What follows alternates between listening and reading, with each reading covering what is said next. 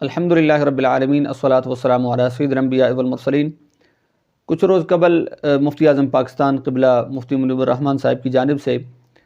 ایک فتویٰ صادر کیا گیا، فتویٰ جاری کیا گیا، جس میں تقریباً 14 علماء کرام کی تائیدات اور تصدیقات موجود تھیں، اور وہ فتویٰ لا الہ الا اللہ چشتی رسول اللہ کہنے کے حوالے سے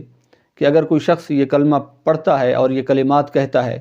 اور ساتھ ہی عقیدہ رکھتا ہے کہ اللہ کے پیارے نبی حضرت محمد رسول اللہ صلی اللہ تعالیٰ علیہ وآلہ وسلم کے نبی ہونے کے بعد، آپ کے خاتم النبیین کے مقام و مرتبہ پر فائز ہونے کے بعد اگر کوئی نیا نبی آ سکتا ہے یا اس قسم کا کلمہ کہتا ہے، اور اسی طرح کا کلمہ اگر کوئی پڑھتا ہے یا پڑھاتا ہے، چاہے وہ اس طرح کا عقیدہ رکھتا ہے یا اس طرح کا ذہن اگر اس کا بنتا ہے، تو وہ بندہ دائرہ اسلام سے خارج ہے اور وہ کافر ہو جائے گا۔ چہ جائے کہ ان عبارات کی نسبت جو ہے وہ اولیاء اللہ کی طرف کی جائے، اور وہ جید بزرگان دین کے لوگ انہیں صدیوں سے مانتے ہوئے آ رہے ہیں، اور ان کی صداقت کا، ان کے ایماندار ہونے کا، ان کے متقی اور پرہیزگار ہونے کا دعویٰ بھی کرتے ہیں اور اس بات کا ثبوت بھی پیش کرتے ہیں۔ اور اس پر آج کل سوشل میڈیا پر آپ نے دیکھا کہ ایک انجینئر محمد علی مرزا نامی شخص جو ہے وہ ان عبارات کو بار بار اچھال کر عوام الناس کے ذہنوں کے اندر یوں سمجھیں کہ ایک غلط پیغام وہ منتقل کرنا چاہتا ہے، اور مسلک حق اہل سنت و جماعت کو بدنام کرنا چاہتا ہے، اور یہ بزرگان دین، یہ نفوس قدسیہ جو ہیں، ان کے حوالے سے ایک پروپیگنڈا کر کے ان کو بدنام کرنے کی ناکام کوشش جاری و ساری ہے اس کی۔ لیکن الحمدللہ ہر زمانے میں جو دین کو یا دینداروں کو رسوا کرنے کے لیے لوگ آتے ہیں، پھر زمانہ بھی دیکھتا ہے، معاشرہ بھی دیکھتا ہے، لوگ دیکھتے ہیں، دنیا دیکھتی ہے کہ وہ لوگ خود ذلیل و رسوا اور تباہ و خوار ہو کر وہ اس دنیا سے خائب و خاسر اور رسوا اور برباد ہو کر چلے جاتے ہیں۔ بہرحال ایک عبارت پیش کی تھی محمد علی مرزا نے، وہ فوائد السالکین سے، ہشت بہشت سے، اور وہ لا الہ الا اللہ چشتی رسول اللہ کہنے پر بار بار مصر اور مقر تھا، جیسا کہ اس کا خود کہنا کہ یہ زخم میں بار بار تمہارا کوریدتا رہوں گا، اور اس کو میں ایک ناسور بنا دوں گا، اور اسے میں ایسا زخم بنا دوں گا کہ جسے تم بار بار سن کر پریشان ہوتے رہو گے۔ اور اس کے ان بکواسات کے اوپر ہمارے علماء کرام، بالخصوص قبلہ مناظر اہل سنت اور محقق اہل سنت مفتی راشد محمود رضوی صاحب دامت برکاتہم العالیہ، انہوں نے ایک مدلل اور بہترین اور عمدہ جواب ارشاد فرمایا، اور اسی کے ساتھ ہی ہمارے انتہائی عزیز محترم ہر دل عزیز شخصیت قبلہ سید مفتی مشاہد حسین شاہ صاحب مناظر اہل سنت، انہوں نے بھی بخوبی اور بڑے احسن انداز سے انہوں نے جواب عنایت فرمایا، لیکن اور دیگر کئی علماء نے جواب ارشاد فرمایا، لیکن یہ وہ نجاست ہے کہ پاک ہونے کا نام ہی نہیں لیتی، اور یہ غلاظت ہے کہ دور ہونے کا نام ہی نہیں لیتی۔ بہرحال ختم اللہ علی قلوبہم وعلی سمعہم وعلی ابصارہم غشاوۃ ولہم عذاب علیم، کہ وہ حضرات یا وہ لوگ کہ جن پر اللہ تعالیٰ نے مہر لگا دی ہو، تو پھر انہیں کوئی ہدایت دینے والا نہیں ہے، اور ان کی اس کلک کو اور اس بیماری کو دور کرنے والا کوئی نہیں ہے۔ بہرحال اس فوائد السالکین کے بے شمار حوالہ جات اس کے لیے دیے گئے، اور اس کو رد کیا گیا، ان عبارات کو رد کیا گیا، اس کے قائل کو، کہنے والے کو رد کیا گیا، اس قول کو مردود کہا گیا۔ لیکن اس پر پھر بھی حضرت صاحب نے ایک یوں سمجھیں کہ اس بات کو تو تسلیم کیا یا نہ کیا وہ ایک الگ بات ہے، ساتھ اس نے ایک اور یوں سمجھیں کہ بات کر دی، اور وہ یہ تھی کہ چلیں بھائی اس بات کا تو تم نے جواب دے دیا، چاہے فتاوی رضویہ شریف سے ہو یا مفتی شارح بخاری شریف جو ہیں ان کی طرف سے ہو، لیکن سبع سنابل ایک وہ کتاب ہے علامہ عبد الواحد برگرامی صاحب رحمۃ اللہ تعالیٰ علیہ کی، کہ جس کی تحسین اور تائید تو خود امام اعلیٰ حضرت مجدد دین و ملت پروانہ شمع رسالت امام احمد رضا خان رحمۃ اللہ تعالیٰ علیہ نے فرمائی ہے، اور اس کتاب کے اندر بھی وہ عبارت موجود ہے۔ تو آپ لوگ چلو اس کا تو جواب آپ لوگوں نے ہشت بہشت کا دے دیا، لیکن یہ جو عبارت اس میں موجود ہے جس کی تائید و تحسین خود امام اعلیٰ حضرت بھی فرما رہے ہیں، تو اس کا جواب آپ لوگ کیا دیں گے؟ اگر آپ اس عبارت کے کہنے والے کو، قائل کو، یا قائل کی یوں سمجھیں کہ تائید کرنے والے کو اگر کافر کہتے ہیں معاذ اللہ، تو یہ فتویٰ تو آپ کے امام اعلیٰ حضرت پہ آتا ہے، تو آپ اس کا کیا جواب دیں گے؟ تو آج اس کی ذرا میں عقدہ کشائی آپ کے سامنے کروں، حالانکہ یہ جواب بھی اظہر من الشمس ہے، یہ آپ کے سامنے بیان کرنے کی ضرورت نہیں تھی، لیکن وہ حضرات جو ذرا باریک بینی سے محسوس نہیں کر سکتے، ان کے لیے کھول کے سامنے رکھنا پڑتا ہے کہ اصل مسئلہ کیا ہے، مسئلے کی نوعیت کیا ہے، اعتراض کیا ہے اور اس کا جواب کیا ہے۔ میں ان حضرات کے لیے عرض کر رہا ہوں۔ پہلی بات تو یہ ہے کہ یہ جو اس قسم کی جو عبارات ہیں، اگر کوئی شخص اس قسم کا کلمہ پڑھتا ہے تو اس کے لیے حکم کیا ہے؟ سب سے پہلے آپ یہ حکم سماعت فرما لیں جو فتاوی رضویہ شریف کی جلد نمبر 15 میں امام اعلیٰ حضرت مجدد دین و ملت نے ارشاد فرمایا ہے، وہ کیا ہے؟ سوال پوچھا گیا ہے امام اعلیٰ حضرت رحمۃ اللہ تعالی علیہ سے کہ ایک شخص ہے اگر وہ اس طرح کا جملہ کہہ دیتا ہے، کلمہ کہہ دیتا ہے کہ من پیغمبرم، کہ میں اللہ کا پیغمبر ہوں معاذ اللہ، یا وہ کہتا ہے کہ میں پیغام پہنچانے والا ہوں، پیغام رساں ہوں، یا کہتا ہے کہ انا رسول اللہ، یعنی رسول کی اضافت جو ہے وہ لفظ اللہ اس میں جلالت کی طرف کرتا ہے، تو اس کے لیے حکم کیا ہے؟ تو فتاوی رضویہ شریف میں اعلیٰ حضرت علیہ رحمہ کیا فرماتے ہیں؟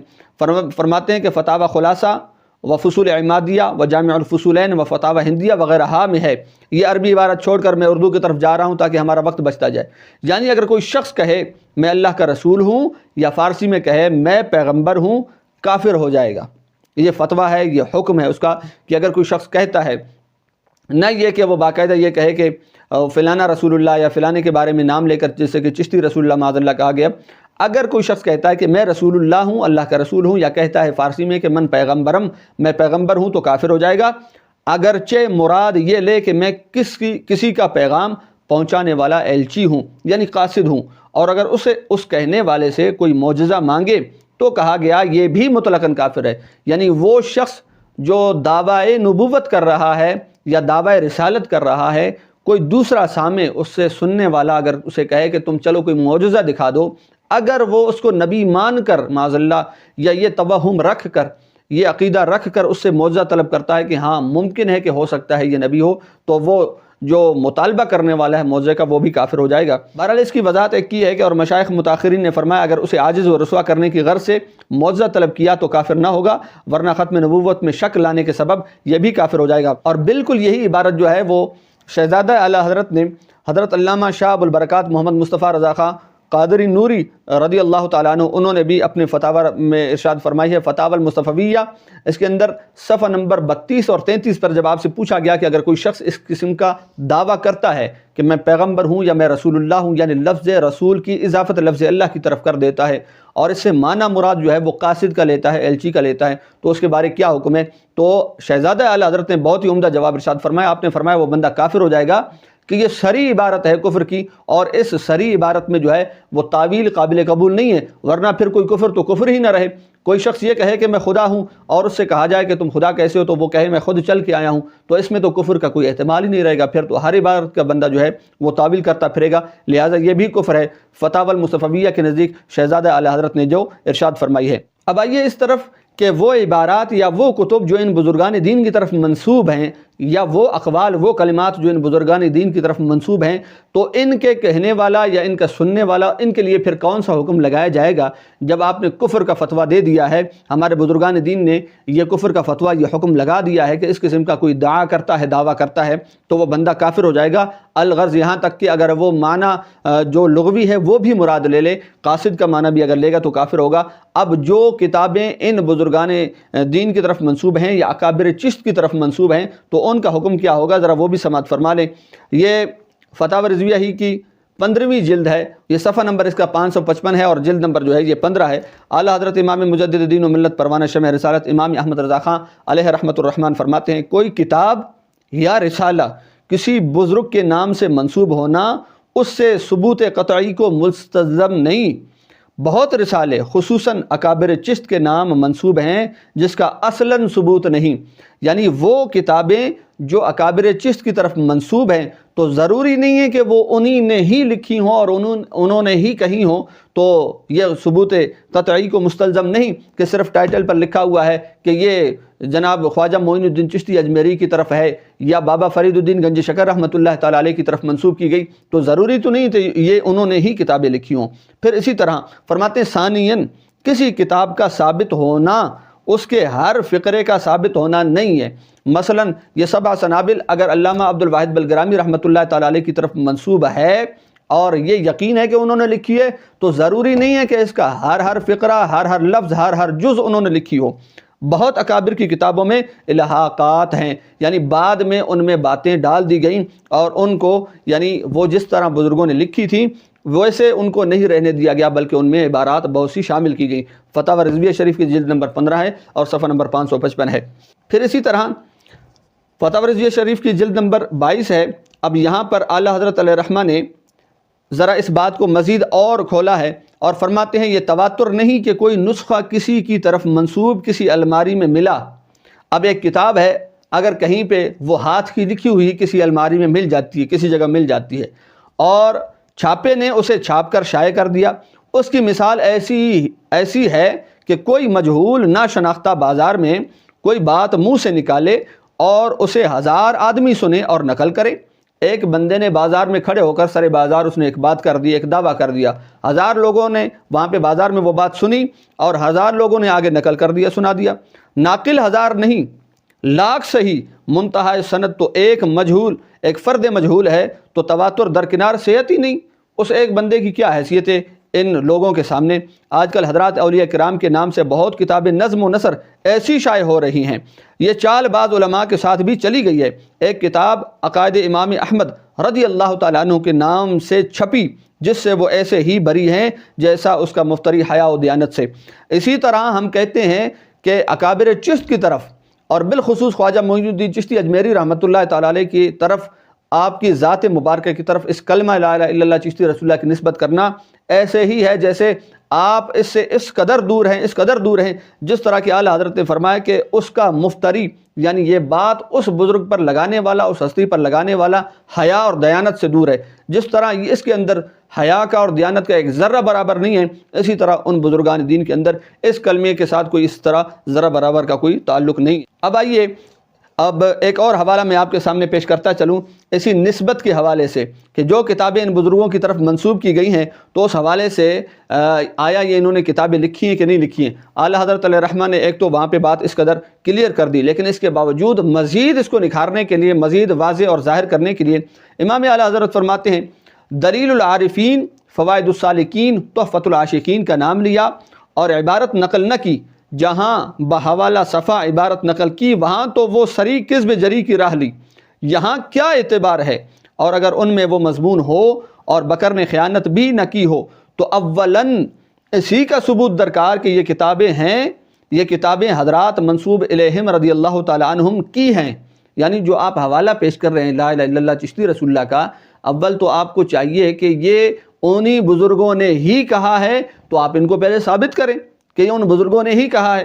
بہت کتابیں محض جھوٹ نسبت کر کے چھاپ دی ہیں، جس کا ذکر آخر فصل سوئم میں آتا ہے۔ پھر فرماتے ہیں ثانیاً، اگر بیان ثقات سے ثابت بھی ہو کہ ان حضرات کی کوئی کتاب اس نام سے تھی تو بلا شبہ یہ مشہور متداول نہیں بلکہ کتب غریبہ ہیں، اور غریبہ پر اعتماد جائز نہیں۔ اب وہ کتاب جو ہمارے زمانے میں، ہمارے ماحول میں، معاشرے میں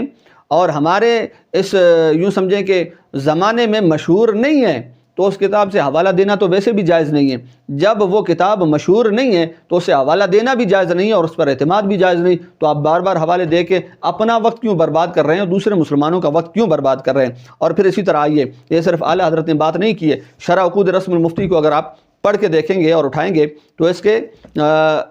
اس میں علامہ ابن عابدین شامی رحمۃ اللہ تعالیٰ علیہ نے کیا صراحت فرمائی ہے؟ قلت وقد يتفق نقل قول في نحو 20 كتابا من كتب المتاخرین۔ آپ فرماتے ہیں کہ بہت سے یعنی 20 کتابیں علماء متاخرین کی ایسی کتابیں ہیں کہ جن سے کوئی قول بالاتفاق نقل کیا جاتا ہے، ويكون القول خطأ، حالانکہ وہ قول جو ہوتا ہے وہ در حقیقت خطا ہوتا ہے،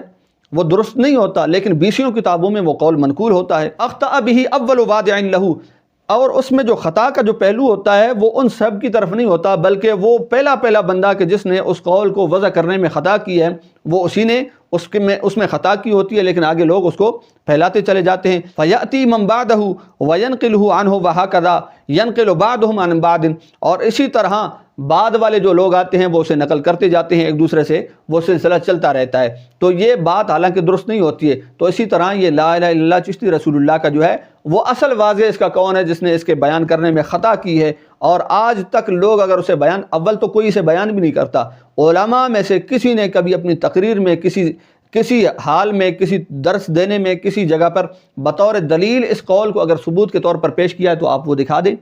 کسی نے بھی اس کو پیش نہیں کیا، بلکہ ہر کسی نے اس کی برات کی ہے اس سے، اور اس سے بیزاری کا اظہار کیا ہے کہ اس قسم کا عقیدہ الحمدللہ اہل سنت کا عقیدہ نہیں ہے۔ اور پھر آپ بار بار یہ کہتے ہیں کہ یہ اہل سنت کا عقیدہ ہے، تو کوئی سنی مسلمان ایسا دکھا دیں، دنیا میں کوئی ایسا دکھا دیں، آپ کو کھلا چیلنج ہم دیتے ہیں، دنیا کے کسی کونے میں، کسی خطے میں، کسی حصے میں ایسا سنی مسلمان دکھا دیں جو لا الہ الا اللہ محمد رسول اللہ کے بجائے معاذ اللہ لا الہ الا اللہ چشتی رسول اللہ پڑھتا ہو، الیاذ باللہ۔ ایسا الحمدللہ نہ کوئی ہے، نہ تھا، اور نہ قیامت تک آئے گا۔ ہر سنی مسلمان کا یہ عقیدہ ہے کہ حضور علیہ السلام کی ذات مبارکہ، آپ کی وہ ہستی ہے جو خاتم النبیین ہے، بلکہ آپ کی ختم نبوت میں کوئی ذرہ برابر شک کرے تو بندہ کافر ہے اور مشرک ہے، اس کا عقیدہ درست نہیں ہے۔ اب آئیے سبع سنابل کی طرف۔ میں سبع سنابل کا حوالہ آپ کے سامنے پیش کروں گا۔ سب سے پہلی بات تو یہ ہے کہ حضرت نے کہا کہ سبع سنابل کی اعلیٰ حضرت نے تحسین فرمائی ہے، تو بھائی یہ ضروری نہیں ہے کہ کتاب کی تحسین فرمائی ہے تو اس کے ہر جملے کی، ہر فقرے کی تحسین فرمائی ہو، ہر حرف کی تحسین فرمائی ہو، یہ کوئی ضروری تو نہیں ہے۔ اور پھر بس اوقات یہ ہوتا ہے کہ اگر ایک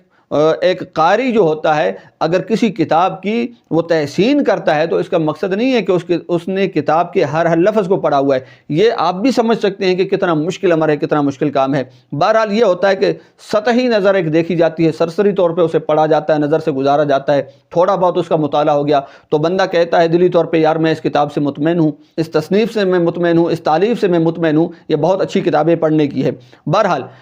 یہ خواجہ معین الدین چشتی اجمیری رحمۃ اللہ تعالی علیہ کا جو پیش کیا گیا واقعہ میں ایک بار آپ کو سنا دیتا ہوں، اب سن لیں تھوڑا سا مختصر سا۔ فوائد السالکین میں ہے کہ خواجہ معین الدین چشتی قدس سرہ نے فرمایا کہ میں حضرت مخدوم شیخ یوسف چشتی قدس سرہ کی خدمت میں حاضر تھا کہ ایک شخص بیعت کے ارادے سے آیا، خواجہ کے قدموں پر اپنا سر رکھا اور عرض کیا کہ بیعت کے لیے حاضر ہوا ہوں۔ خواجہ پر کیفیت طاری تھی، فرمایا کہ اگر تم کہو لا الہ الا اللہ چشتی رسول اللہ تو میں تمہیں مرید کر لوں۔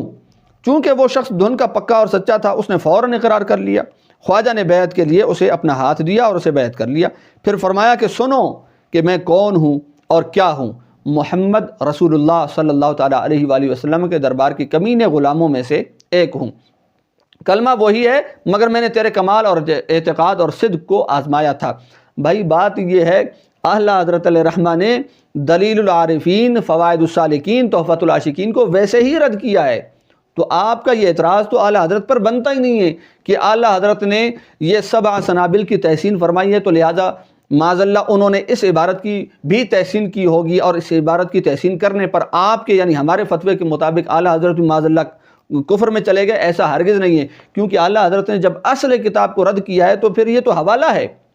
اس میں جو حوالہ موجود ہے وہ فوائد السالکین سے لیا گیا ہے، تو اعلیٰ حضرت نے جب فوائد السالکین کا رد کر دیا تو حوالہ تو اس کا خود بخود رد ہو گیا۔ اور پھر مزے کی بات میں آپ سے عرض کرتا چلوں، چاہے یہ بات اگر درست بھی ہو تو خود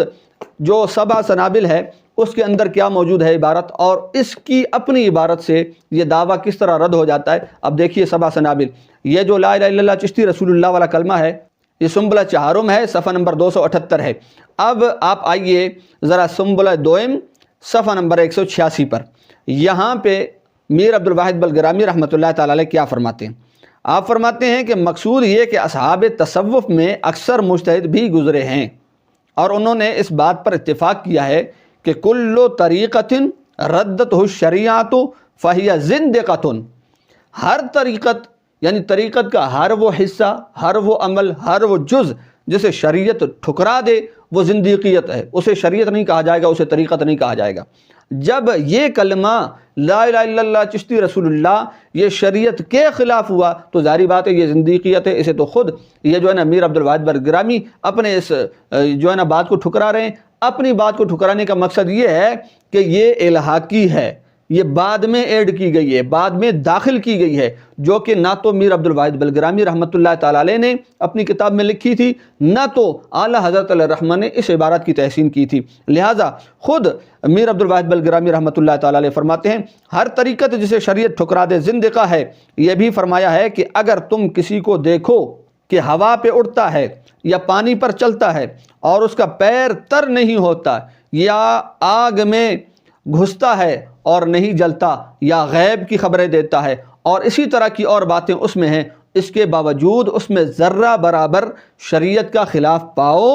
تو سمجھ لو کہ وہ اپنے وقت کا زندیق اور ملحد ہے۔ لہٰذا یہ طریقت کے مجتہدین جنہوں نے شریعت میں اس قدر احتیاط برتی ہے، جو شریعت کے خلاف ہو اور چہ جائے کہ ہم شریعت میں جس نبی کا کلمہ پڑھ رہے ہیں اس کلمے کے اندر بگاڑ لایا جائے، پھر وہ تو ان مجتہدین کے نزدیک، ان ائمہ کے نزدیک، ان صوفیاء کے نزدیک ویسے بھی بندہ مرتد ہے اور اس کا ایمان قابل قبول نہیں ہے، وہ بندہ کافر ہے۔ اب یہی بات اعلیٰ حضرت علیہ الرحمہ نے بھی اپنی فتاوی رضویہ شریف میں لکھی۔ آپ نے کیا فرمایا؟ آپ نے یہ فرمایا، یہ جلد نمبر 22 ہے، یہاں پر آپ فرماتے ہیں، صفحہ نمبر 516 ہے۔ امام اعلیٰ حضرت فرماتے ہیں شریعت مطہرہ پر کوئی چیز حجت نہیں۔ حضرات اولیاء جن کی ولایت ثابت و محقق ہے، ان سے جو قول یا فعل یا حال ایسا منقول ہو کہ بظاہر خلاف شرع مطہر ہو، اولاً اگر وہ سند صحیح و واجب الاعتماد سے ثابت نہیں، ناقل پر مردود ہے۔ یعنی یہ جو بات لا الہ الا اللہ چشتی رسول اللہ جو بات نقل کرنے والا ہے، یہ اسی کی طرف لگا دی جائے گی، اسی کی طرف رد کر دی جائے گی، نہ کہ ان اولیاء کی طرف ان کو منسوب کیا جائے گا۔ اور دامن اولیاء اس سے پاک، بلکہ اولیاء تو اولیاء۔ حجت الاسلام غزالی قدس سرہ نے احیاء شریف میں تصریح فرمائی کہ کسی مسلمان کی طرف کسی کبیرہ کی نسبت جائز نہیں جب تک ثبوت کامل نہ ہو۔ یعنی اولیاء کرام کو تو چھوڑیے، اللہ کے نیک ولیوں کو، اللہ کے دوستوں کو تو چھوڑیے، اللہ کے محبوبین کو تو چھوڑیے، ایک عام مسلمان کی یہ شان ہے۔ اور یہ اعلیٰ حضرت بھی فرماتے ہیں، حجت الاسلام امام غزالی رحمۃ اللہ تعالی علیہ بھی فرماتے ہیں، ایک عام مسلمان کی شان یہ ہے کہ اگر اس کی طرف معاذ اللہ کسی کبیرہ گناہ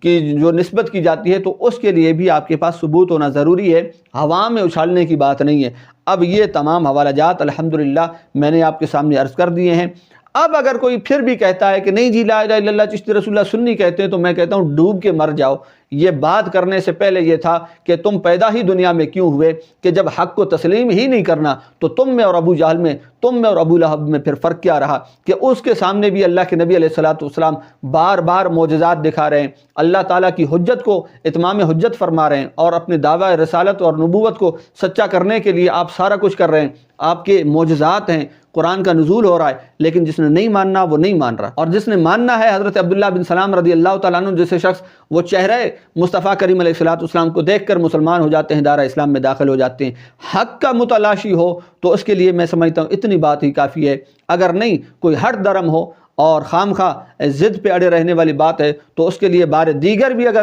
معاذ اللہ میں سمجھتا ہوں قرآن کا نزول ہو جائے تو جس نے نہیں ماننا وہ نہیں مانے گا۔ اللہ پاک سے دعا ہے کہ ہمیں دین کی سمجھ و فہم عطا فرمائے اور ہمیں لا دینیت سے محفوظ فرمائے۔ اللہ پاک ہمیں ایسے غلیظ عقائد سے محفوظ فرمائے، آمین بجائے سید المرسل۔